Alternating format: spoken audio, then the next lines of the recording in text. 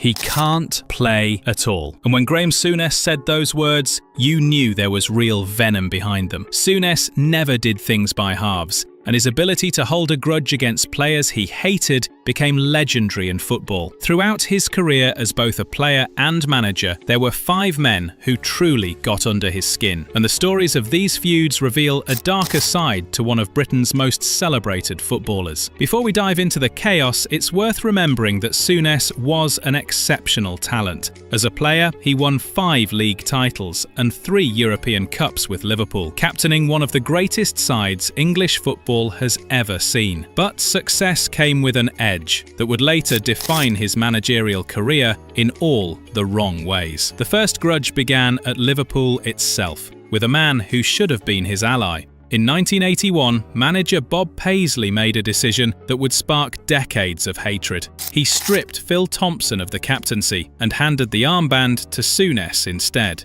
Thompson felt robbed, believing Souness had stolen something that rightfully belonged to him. What started as professional resentment quickly became personal. Thompson made deeply hurtful remarks about Souness's first wife, crossing a line that could never be uncrossed. The 2 men came to loathe each other with an intensity that time only seemed to strengthen. Years later, when Souness returned to Liverpool as manager, he finally got his revenge. He sacked Thompson from the coaching staff, settling a score that had been brewing for over a decade. It was cold, calculated, and absolutely deliberate. But Thompson wasn't alone in feeling the force of Souness's uncompromising nature. As a manager at Rangers between 1986 and 1991, Souness himself later admitted he bordered on being out of order, describing his own behaviour as obnoxious and difficult to deal with. This wasn't false modesty. Souness had built his playing reputation on physical dominance.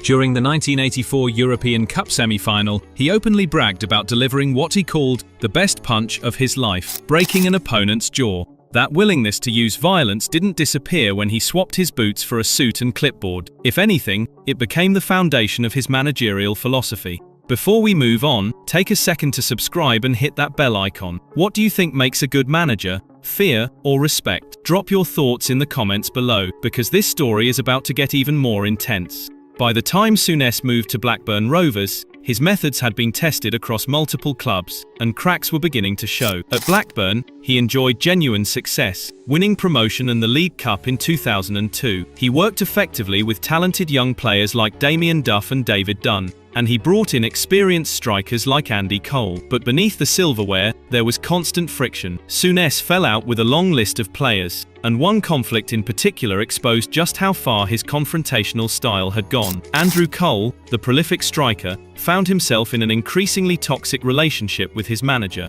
Cole believed he was being singled out for unfair treatment. He was denied days off, missed a team flight to Spain, and felt victimized at every turn. The dispute became so serious that the Professional Footballers Association had to step in to mediate. This wasn't just about a manager and a player having a disagreement. It was about employment rights, contractual fairness, and a complete breakdown in trust. The fact that a union had to intervene showed that Souness's hardline approach was no longer just tough. It was potentially unlawful. His methods were incompatible with the modern game's rising standards of professionalism and accountability. Souness's handling of David Dunn at Blackburn revealed another side to his ruthlessness. Dunn was publicly criticised for his attitude, with Souness questioning his commitment in training and citing daft injuries. The manager placed him on the transfer list, but later admitted this was a carefully calculated move, designed to provoke a reaction. Souness openly said he didn't care if Dunn pulled faces behind his back or called him names, as long as the player performed on the pitch. He was willing to sacrifice any positive relationship for short-term results. Respect, in Souness's world, came from fear and pressure, not mutual trust. But it was at Newcastle United where Souness's managerial approach truly imploded.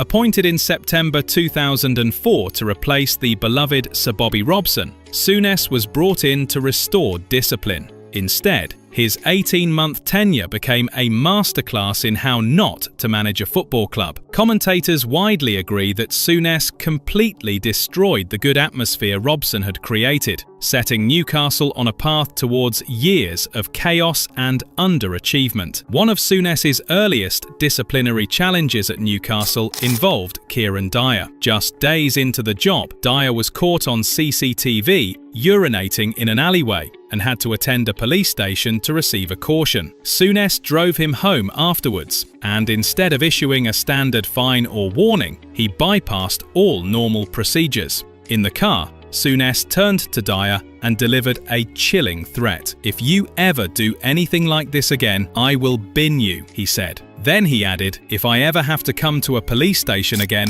I will beat you up." Dyer later confirmed he kept his mouth shut because he knew Souness wasn't messing around. This wasn't just tough management, it was a manager threatening physical violence to control a player's behaviour. The most explosive confrontation of Souness's career came with Welsh striker Craig Bellamy. During a match against Charlton, Souness substituted Bellamy, and television cameras caught the striker muttering a crude insult in the manager's direction as he walked off. When Souness saw the footage, he was furious. The next morning, he called a squad meeting and publicly humiliated Bellamy in front of his teammates, referring to him with a vulgar insult. Then Souness grabbed Bellamy by the throat. He challenged the player to a physical fight, demanding they sort it out like men in the gym. Only the intervention of Captain Alan Shearer, who physically restrained Souness, prevented an all-out brawl. Chairman Freddie Shepherd immediately instructed agents to engineer Bellamy's exit, confirming the player had played his last game for Newcastle. The incident was a public relations disaster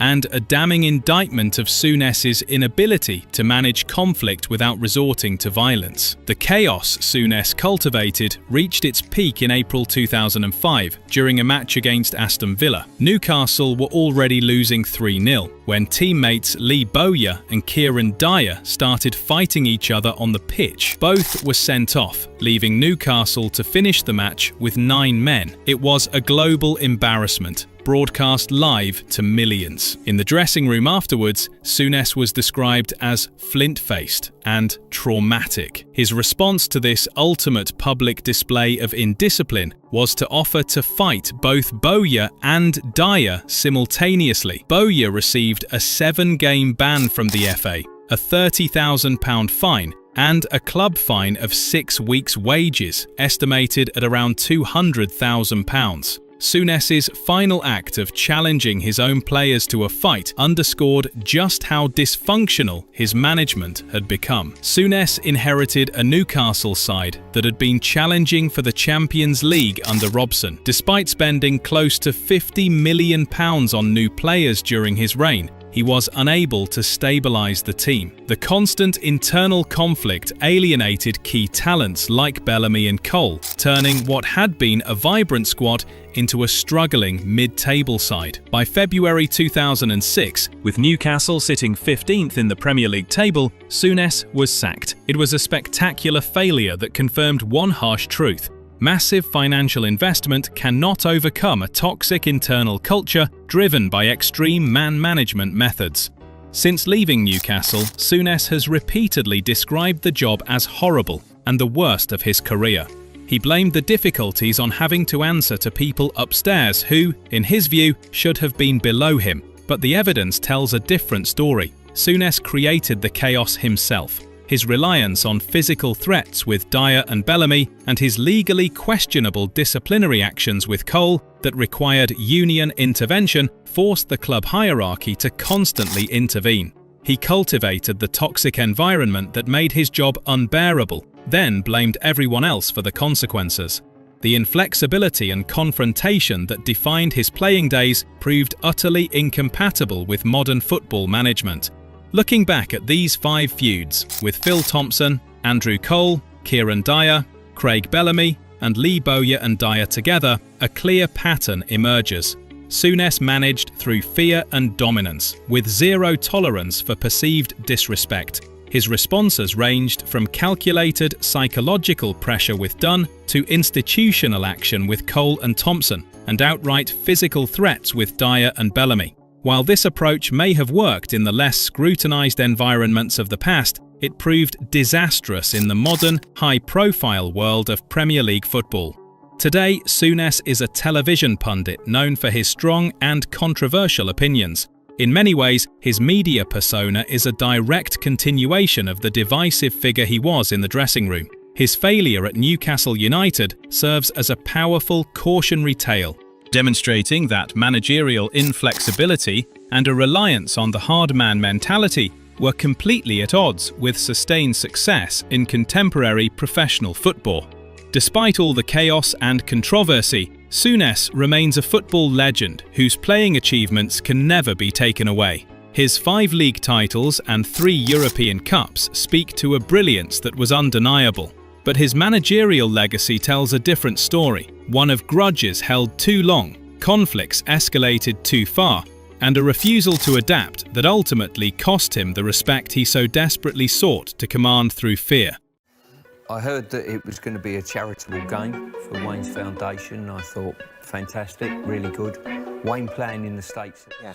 As I say, you're never sure, because I've never experienced anything like that. And I have regular checks with my union. Stuart Pearce was a player that many opponents and even teammates absolutely hated. His famous nickname Psycho was celebrated by fans. They saw it as passion, commitment and raw emotion. That visceral roar at Euro 96 became the defining image of his career. The ferocious tackles and the never say die attitude made him a hero. He was the ultimate warrior. But this Psycho moniker was not just a badge of honor, it was a default setting of in-your-face aggression. This fury was not simple passion, it was complex and volatile. It was a trait that led to a career defined by damaging and high-profile conflicts. His aggression did not fade when he hung up his boots. It followed him into management. It poisoned relationships. It destroyed careers. We are going to investigate this psycho spectrum by examining 6 key case files. These are 6 men who were on the receiving end of this aggression. We will start with the players he failed as a manager. Danny Mills was a senior defender at Manchester City. Stuart Pearce was his manager. The relationship between them broke down completely. This breakdown was not quiet. It was public, personal, and devastating. It serves as a foundational case study in Pearce's authoritarian managerial style. The feud began over a fitness dispute. Mills was recovering from a broken leg. The injury was serious. Pearce's own comments confirmed it. He said Mills broke his leg. Scans discovered a hairline fracture. Yet Pearce wanted him to play after only 3 days of training. Mills, a 37-year-old veteran, said he was not ready. According to Mills, Pearce delivered an immediate ultimatum. He told Mills, "You'll never play for me again," and that was the end of it. It's a shocking way to treat a senior player. Do you think a manager should ever speak to a player like that? Let me know your thoughts in the comments below. And if you're enjoying this look into football's biggest feuds, make sure to subscribe to the channel. Mills was exiled from the team. He was eventually sent on loan to Hull City. He did not stay quiet. He became a vocal and devastating critic of Pearce's management. Mills launched a comprehensive public critique. He spoke to BBC Radio 5 Live and Final Score. His accusations were not vague. They were specific and targeted. They attacked the core of Pearce's professional competence. Mills said, "Tactically, I don't think he's very good. Motivationally, I think he's poor." He added that Pearce doesn't have the depth of football ability to back it up. As a specific and humiliating example, Mills cited Pearce's decision to put goalkeeper David James up front in a desperate search for a goal. Mills also said Pearce is not a great coach. He's not a great tactician. He's not a great motivator. He suggested Pearce's impact was superficial and temporary. He has this massive impact when he goes in because of his stature, Mills said, and he doesn't always have the substance to back that up. The most critical accusation was about Pearce's inability to manage senior players. Mills claimed Pearce struggles with big players who question his authority. This was the key to the entire feud. Mills himself admitted, "I did question 1 or 2 of the manager's decisions. The team's form had collapsed. They were losing 10 out of their last 11 games." Pearce's public handling of the situation revealed a significant contradiction. While he was allegedly telling Mills privately that his career at the club was over, his public comments were very different. He told the press that Mills must fight as hard as he can to get back into the starting lineup. He said Mills had the same chance as anyone else. He even praised him as a decent professional. This public stance was completely completely at odds with Mills's claims. When pressed on Mills's criticisms, Pearce's true feelings came out. He made a sarcastic jab that confirmed the dispute was personal. He said, "I do apologise for putting Micah Richards in Mills's place at Manchester City. This feud creates a perfect self-fulfilling prophecy. Mills's core accusation was that Pearce struggles with big players who question his authority. This was proven by Pearce's vindictive reaction to that very questioning. The dispute over authority was the cause of the conflict. The devastating public critique of Pearce's tactics was the result. Pearce's authoritarian default setting created the very enemy who would most effectively articulate his failings to the world. The conflict with Joey Barton provides a near identical replication of the pattern established with Danny Mills. It reinforces the thesis that Pearce's man management style, when challenged by a big player, was not to manage but to excommunicate. The relationship between Pearce and Barton deteriorated publicly. The flashpoint was Barton's training ground assault on teammate Ousmane Darboe. This led to Barton's suspension and eventual sale to Newcastle United. As with Mills, Barton's primary grievance was not the consequence itself, it was the manner in which Pearce handled the fallout. Barton felt Pearce had violated the professional code by speaking publicly about an internal matter. Barton stated, "We had a relationship breakdown and Stuart Pearce came out and said certain things which he shouldn't have said, whether he felt them or not." Barton's position was clear. When you have a working relationship with someone, there's a lot of things that should be kept in-house. Stuart thinks different. Barton's complaint was validated by Pearce's own public declaration. In breaching the in-house code, Pearce did not simply express disappointment, he delivered a definitive, absolute and public statement of excommunication. Pearce insisted that Barton will never play for a team of mine again. This quote is the smoking gun of a behavioural pattern. This phrase, "never play for me or a team of mine again," is functionally identical to the ultimatum Danny Mills alleges he received in private. This verbal tick represents Pearce's managerial kill switch. It is a non-negotiable, permanent, and, in Barton's case, public termination of the professional relationship. This pattern proves that Pearce's management style for complex or challenging personalities was not management at all. It was removal. When faced with a crisis or a challenge to his authority, Pearce's psycho default manifested as an authoritarian kill switch, publicly and permanently severing ties. The infamous confrontation with French defender Basile Boli during Euro 92 provides one of the clearest windows into the psycho persona. It demonstrates that Pearce's aggression was not always mindless rage. Instead, it could be calculated, strategic, and psychologically manipulative. The incident was in fact a three-part cycle of escalating aggression, a cycle that Pearce himself initiated. The first act was a crunching challenge from Pearce on French player Jocelyn Anglemar. In direct retaliation for this challenge, Basile Boli flattened Stuart Pearce. He headbutted him as they jostled at a corner. The violent conduct left Pearce with blood streaming down his face and a bloody cheek. The third act was Pearce's revenge. It is the nature of this revenge that is most revealing. It was not a simple, impulsive act of violence against his attacker. It was a cold, two-pronged response. The physical response was channeled. When England was awarded a free kick minutes later, Pearce unleashed all his rage on the ball. He smashed it against the post or crossbar. The psychological response, however, was far darker. Pearce knew he wouldn't get near Boli again. Therefore, he took matters into his own hands and deliberately targeted the innocent Jocelyn Anglemar, the player he had originally fouled. Pearce accused his opposite winger, rather than Boli, of the attack to put him on the back foot. Pearce later recounted the chilling words he delivered to the terrified Anglemar. Pointing to the cut on his bleeding cheek, he said, "You done that, and I'm going to sort you out for doing it." Pearce admitted that Anglemar, who was in sheer terror, protested his innocence. But Pearce didn't care. The threat was effective. Anglemar was busy for the next 20 minutes denying it was him. This incident provides a definitive portrait of the intelligence behind the psycho persona. Pearce weaponized his own victimhood. Under the guise of red mist, he executed a cold, strategic, and deeply manipulative act of psychological warfare, terrorizing an innocent opponent for strategic gain. The 1994 incident in which Pearce made a racist remark to Paul Ince reveals a profound contradiction in his character. The original incident occurred in December 1994 during a Premier League match between Pearce's Nottingham Forest and Ince's Manchester United. Pearce allegedly made racist comments to Ince, an England international colleague. At the time, the incident was not ignored. Gordon Taylor, the chief executive of the Professional Footballers Association, was involved in resolving the issue originally. Taylor spoke to Pearce, who regrets what he said. This apology was duly offered and accepted. As one report summarised, it happened 18 years ago, was in the news 18 years ago, Pearce apologised 18 years ago, Ince accepted the apology 18 years ago. The issue was dredged up nearly 2 decades later, in 2012, when Pearce was appointed as England's caretaker manager. Pearce's 2012 reaction to this resurfacing is a case study in public relations deflection. He expressed no fresh contrition for the act itself. Instead, he focused his criticism on the media for bringing it up. He stated, "In some ways, I found it a little bit sad to rehash a story from 17 years ago." He framed both himself and Ince as mutual victims of the press. He said, "I felt sorry for Paul because I know him and his family would have been chased for comments as well." This response skillfully reframed the narrative. It positioned Pearce not as the perpetrator of a racist remark, but as a victim of an opportunistic and sad media cycle. In 2012, Pearce was defended by former teammate Paul Parker. Parker argued the comments would have come out of ignorance, not bigotry. However, in the same breath, Parker offered a counterexample that creates a profound and negative contradiction. Parker recalled a separate incident while playing for England, where an opponent said something racist to Des Walker. According to Parker, the first person to stand up for Des was Stuart. He let this guy know exactly what he thought of him. This defense, intended to be exculpatory, is instead deeply damning. If Pearce was aware enough of racism's toxicity to stand up for Des Walker, his own use of a racist remark against Paul Ince cannot be dismissed as simple ignorance. It suggests the racial slur was deployed as just another weapon in his arsenal of aggression, used to wound an opponent just as he would use a scything tackle. The rivalry between Stuart Pearce and Graeme Souness for the England left-back position appears to be the great exception to the rule. However, a deeper analysis reveals it to be a control case. Pearce's professionalism in this single instance provides the final, crucial piece of evidence needed to understand his confrontational nature. When Terry Venables took over as England manager in 1994, he swept a new broom. Venables identified Blackburn Rovers' Graeme Souness as his first choice. In one of his first phone calls to Pearce, Venables was direct. He said, "Souness is going to be my left-back." This was a direct challenge to Pearce's status. Yet his response was a model of complete professionalism. Instead of reacting with anger or ego, Pearce told Venables, "Fine, but if you think I'm good enough, I'll stay with the squad and help him." This professionalism culminated in a significant symbolic act. In what Souness later described as a small training ground ceremony, Pearce personally presented Souness with the number 3 shirt before his debut. Souness stated that, "Pearce told me that I deserved it on merit, and he was really gracious." Pearce dutifully sat on the bench and watched Souness play until December 1995, when fate intervened. Souness suffered a catastrophic injury, a broken leg and dislocated ankle. Pearce, given his opportunity, made the most of it and went on to have his iconic, redemptive tournament. This incident seems to contradict the negative thesis of a career defined by conflict. It doesn't. It reinforces it. Pearce's professionalism with Souness serves as the control case that proves his authoritarian meltdowns with Mills and Barton were choices, not inevitabilities. The critical question is why his reactions were so different. The answer lies in the source of the challenge. With Souness, the decision came from above, from the manager, Terry Venables. This was an authority Pearce respected and was institutionally bound to accept. With Mills and Barton, the challenges came from below, from subordinate players. This distinction is crucial. It proves Pearce was capable of handling professional disappointment with grace and professionalism. His inability to do so with Mills and Barton is therefore an even more damning indictment. It was not a lack of ability to be professional, it was a lack of willingness. The infamous incident involving Derby County's Ted McMinn is perhaps the purest, most unfiltered, and most bizarre example of the psycho default in action. It provides a glimpse into the primal end of the psycho spectrum. The incident occurred during the famously heated East Midlands derby between Nottingham Forest and Derby County. In one such encounter, Pearce clattered into Ted McMinn. As the two players lay in a heap on the floor, Pearce committed the notorious act. This is not a matter of media legend or speculation. It is anchored by Pearce's own reported admission. As one report bluntly states, "I bit him right on the nipple." This was the default setting of in-your-face aggression, manifesting in a primal, shocking, and indefensible physical assault. Like the Bowley incident, this aggression did not exist in a vacuum. It created lingering bad blood. More importantly, it initiated a self-sustaining cycle of violence, of which Pearce was the sole architect. Pearce knew his action would have a consequence. He knew that McMinn was likely to seek revenge when the two teams met again at the start of the 1989-1990 campaign. His solution was not to defuse the situation, but to escalate it preemptively. Pearce decided to get his retaliation in first by scything the Derby player virtually in two. This creates a perfect negative narrative loop. Pearce commits a bizarre bizarre and aggressive act, the bite. He then uses the assumed future consequence of his own action as justification for a new act of aggression, the scything tackle. He is the sole creator and perpetrator of this entire cycle. This incident reveals the psycho default in its purest and most indefensible form. The 6 case files presented, when synthesized, form an undeniable and career-long pattern of behavior. These are not a series of isolated, coincidental, or heat-of-the-moment events. They are the consistent, predictable outcomes of a single, unifying default setting of aggression, a psycho spectrum that defined Stuart Pearce's career. The analysis confirms the negative thesis. The aggression manifested in every conceivable arena. The bite on Ted McMinn stands as the baseline, a raw, physical, and bizarre act. The calculated, psychological terrorizing of the innocent Jocelyn Anglemer proves the psycho persona was an intelligent, manipulative, and cold-blooded tool. The 1994 racist remark to Paul Ince demonstrates that when the default setting was triggered, Even deeply held principles could be overridden, and a racial slur deployed as a weapon. The feuds with Danny Mills and Joey Barton show how this psycho default translated directly into a failed management style. The kill switch phrase, "never play for me again," is the administrative equivalent of a scything tackle, an absolute punitive and destructive act that brooks no dissent. The Graeme Souness case serves as the final damning piece of evidence. It proves that Pearce's professionalism was entirely contingent. He was capable of grace when his position was challenged by a respected superior, but that professionalism vanished, replaced by the psycho default the moment his personal authority was questioned by a subordinate. Ultimately, the psycho persona was not a simple badge of a hard man. It was a complex, multifaceted, and destructive default setting that defined one of football's most controversial and damaging careers. The agreement was done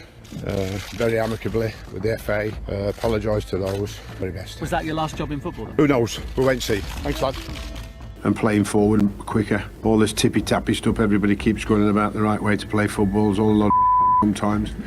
July 2016. Sam Allardyce had finally achieved what he called his dream job. After decades in football management, he was appointed manager of the England national team, the pinnacle of his career. Job he'd always believed he deserved. 67 days later, it was over. A single match, one game in charge of his country, and then humiliation. The shortest tenure of any permanent England manager in history. But this wasn't a tragedy. This wasn't bad luck. This was inevitable. Catalyst was a secretly recorded meeting. Undercover journalists from the Daily Telegraph, posing as businessmen from a fictitious Far East firm, caught England's manager on camera. What they captured was damning. Allardyce, negotiating a £400,000 speaking deal. Allardyce, explaining how to get around the Football Association's rules on third-party ownership of players. Very rules his employer was trying to enforce. Within 24 hours of the story breaking, he was gone. Mutual agreement, they called it. But everyone knew what it meant. His defence was predictable. He'd been a fool, yes, but also a victim. Entrapment, he claimed. Press had set him up. But the official rulings told a different story. Press regulator investigated and concluded the Telegraph's undercover tactics were justified. The findings, they said, demonstrated sufficiently serious impropriety, and while Allardyce hadn't technically broken any laws, he had shown something perhaps more revealing, a disregard for the rules. Not breaking them outright, but skirting them, operating in the grey areas, maintaining just enough distance to claim innocence. This concept of disregard for the spirit of rules while avoiding the letter of the law, this would turn out to be the defining characteristic of his entire career. But there was a detail in the Telegraph investigation that most people missed. A detail that linked this scandal to a much longer pattern. Allardyce wasn't alone at that meeting. Sitting beside him was his agent, his longtime associate, Mark Curtis. For decades, Curtis had been at the centre of allegations surrounding Allardyce. Multiple players, spanning years, had come forward with remarkably similar stories. Stories of pressure, stories of coercion, stories of a manager using his power to push young, vulnerable players toward one specific agent. Ravel Morrison was one of them, a prodigious talent at West Ham, volatile and troubled, but undeniably gifted. Morrison alleged that Allardyce and his captain Kevin Nolan put him under considerable pressure to sign with Mark Curtis. Daily pressure, he said, almost every day. He wanted to go into training to learn, to improve.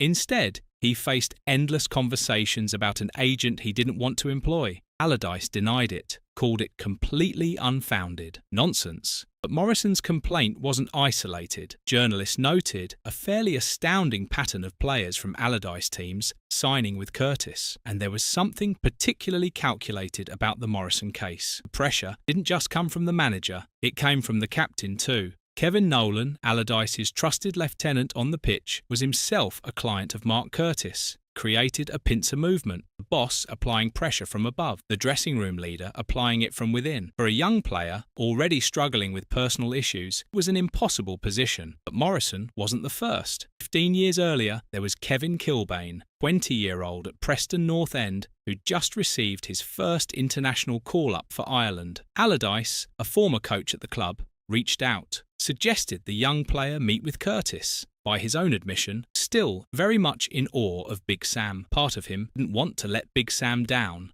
Allardyce arranged a meeting at a hotel. Curtis arrived with a pre-written contract. He expected Kilbane to sign there and then, but something didn't feel right. Kilbane refused. Look at the pattern. Both players were in their early 20s. Both were at critical inflection points in their careers. Kilbane at his first international call-up, naive and in awe. During a period of famed personal instability, described as wayward with a dodgy background. Strategy appears predatory. Identify young, impressionable players. Target them at vulnerable moments. Exploit that vulnerability, whether it's naivety or personal chaos, and channel them toward a preferred agent. This wasn't just about Curtis. A decade before the Telegraph sting, there was another investigation, another undercover operation, this time BBC Panorama. The programme was called Football's Dirty Secrets. Sam Allardyce was at its centre. The allegation was simple and serious. Allardyce, then manager of Bolton Wanderers, had accepted bribes, what they called bungs, from agents in exchange for signing certain players. But as always, the mechanism involved a proxy, this time not Mark Curtis. This time, his own son. Craig Allardyce was a football agent. The agents were secretly filmed claiming they'd paid Sam Allardyce indirectly, channeling money through Craig. Specific transfers were flagged. Tal Ben Haim, Hidetoshi Nakata, Ali Al-Habsi. In some cases, Craig had been contractually banned from participating in Bolton deals, continued to operate anyway. The conflict of interest was glaring. Allardyce's response: indignation, outrage. He announced he was planning to sue the BBC over false and highly damaging allegations. The threat of a lawsuit was loudly broadcast. The lawsuit never came. He later claimed it would cost too much money and take too long. Allegations, as a result, remain legally unchallenged to this day. The Football Association commissioned an official inquiry, the Stevens Report, and once again, the finding was familiar. No evidence of irregular payments made directly to Sam Allardyce. Appeared on a technicality, the report explicitly stated it remained concerned about the conflict of interest that existed between Craig Allardyce, his father, Sam Allardyce, and the club itself. He wasn't found guilty of taking a bung, but he was officially cited for creating the very structure that allowed such allegations to flourish. He had set up his professional life in a way that invited suspicion, using his own son as an agent for his club's transfers. The parallels between 2006 and 2016 possible to ignore. Same pattern, operating through a trusted proxy. First the son, then the long-time agent. Same defence. Public bluster, threats of legal action that never materialise. Same outcome, cleared of the specific crime, but officially censured for the conflict of interest or the disregard for rules. It wasn't just agents and ethics. Allardyce's relationships with his own players followed a pattern too, a combustible cycle. Public support, followed by bitter fallout. Paternalism that flipped to authoritarianism the moment loyalty was broken. El Hadji Diouf is the perfect example. One of the most reviled players of his generation, spitting at opponents, clashing with teammates, allegedly racially abusing a ball boy, but Allardyce defended him relentlessly. When Diouf was charged by the FA for spitting, Allardyce warned him his career could be at stake, then immediately promised all the support he needs. When racism allegations emerged, Allardyce declared him innocent. He claimed to get the best out of Diouf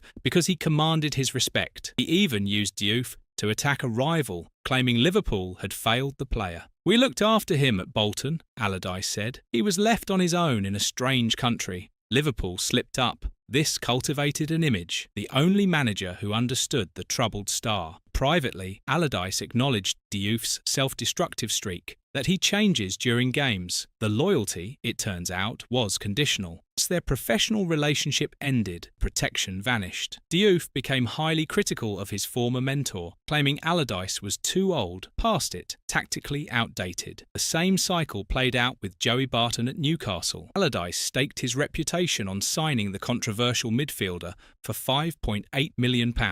He personally had to convince the board that he could deal with Barton's notorious off-field issues. This was paternalistic Allardyce, gambling his credibility on his ability to tame a troubled asset. The betrayal came when Barton was arrested in late 2007 for an early morning assault in Liverpool. Allardyce, whose reputation was on the line, reportedly infuriated, admitted feeling let down. Though Barton publicly apologised, the relationship was irrevocably fractured. Barton would go on to become one of Allardyce's most vocal critics, mocking his dinosaur tactics, his long ball methods, his ego. These weren't stories of paternal guidance, but transactional relationships. The defence of troubled players was really a validation of Allardyce's own judgment and man-management genius. The moment that asset became a liability, or worse, a dissenter, the paternalistic protection was withdrawn, and the ultimate sin wasn't off-field trouble. Allardyce had proven he could manage that. The unforgivable sin was ideological dissent, attacking his footballing philosophy. That was a betrayal he couldn't forgive, because Allardyce's conflicts with players who questioned his methods were really a microcosm of his career-long war with the wider footballing world.